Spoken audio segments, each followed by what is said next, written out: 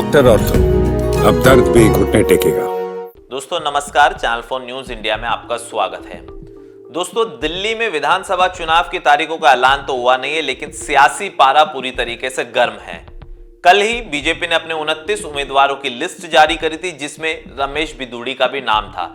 रमेश बिधूड़ी को कालकाजी विधानसभा सीट से बीजेपी ने अपना प्रत्याशी बनाया है, जो आतिशी के सामने और कांग्रेस की अलका लांबा के सामने चुनाव लड़ रहे हैं। दोनों महिलाओं के सामने रमेश बिधूड़ी चुनाव लड़ रहे हैं, लेकिन इससे पहले वो अपना नामांकन दाखिल करते, प्रचार के लिए अलग अलग जगहों में जाते, उनका एक बयान काफी वायरल हो रहा है और कह सकते हैं कि उनके इस बयान ने पूरी तरीके से सियासी पारा हाई कर दिया है। दरअसल रमेश बिधूड़ी ने एक जनसभा को संबोधित करते हुए कह डाला कि कालकाजी विधानसभा की सड़कों को प्रियंका गांधी के गालों की तरह बना देंगे। अब इतना ही नहीं, रमेश बिधूड़ी का ये छोटा सा क्लिप लगातार अब सोशल मीडिया पर वायरल हो रहा है और कांग्रेस पार्टी ने इस बयान को लेकर कड़ी निंदा करी है।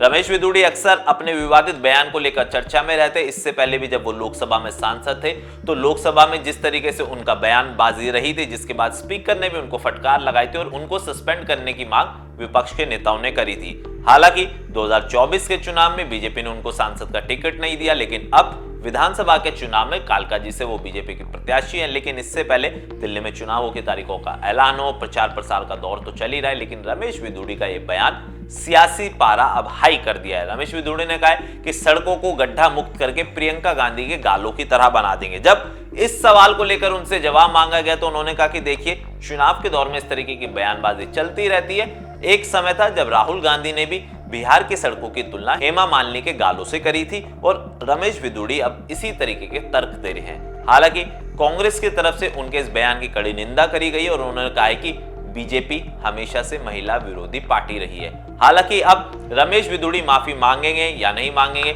या बीजेपी उन पर क्या कार्रवाई करेगी, ये देखना दिलचस्प होगा। लेकिन इतना तो जरूर तय है, बिधूड़ी के इस बयान से महिलाओं के बीच में कह सकते कि सियासी रण जरूर छिड़ गया है, क्योंकि आम आदमी पार्टी और कांग्रेस से दोनों ही महिला प्रत्याशी कालकाजी विधानसभा सीट से उम्मीदवार है और ऐसे में रमेश बिधूड़ी क्या अगला कदम उठाएंगे, ये देखना दिलचस्प होगा। वीडियो पसंद आया तो चैनल को सब्सक्राइब करें, बेल आइकन दबाना ना भूलें।